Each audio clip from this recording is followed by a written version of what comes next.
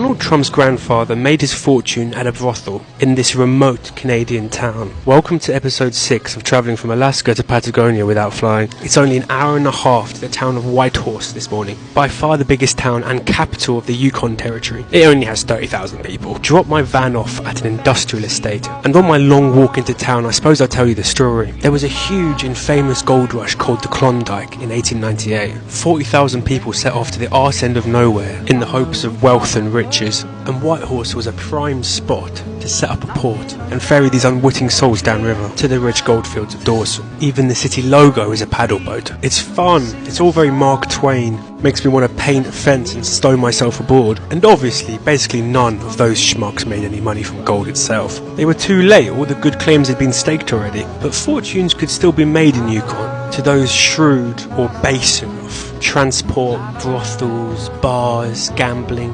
hotels. Sometimes all of that was set within the same four walls, so say hello to Fred Trump. He established the family's wealth in Whitehorse and the surrounding territories before being hounded out by the Canadian Mounted Police and his own business partner. Back to the present day, these unruly youths fail to hound out the stranger they just started on for no reason, and in honour of Fred Trump, I decide to sink some pints at the oldest saloon in town. I'm offered a drink from, let's call her Billy.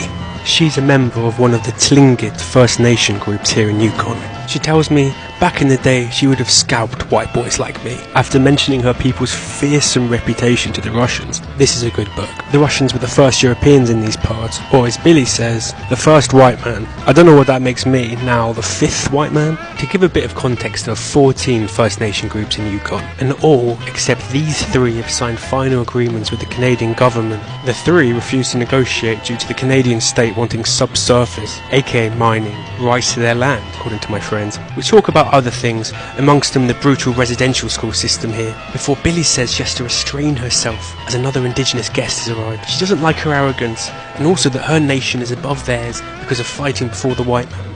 I say, well, yeah, but that was a long time ago, wasn't it? Billy says, if your grandma tells you a story as a kid, do you not believe it fully? The bloody opposite, I think. I decide to stay silent.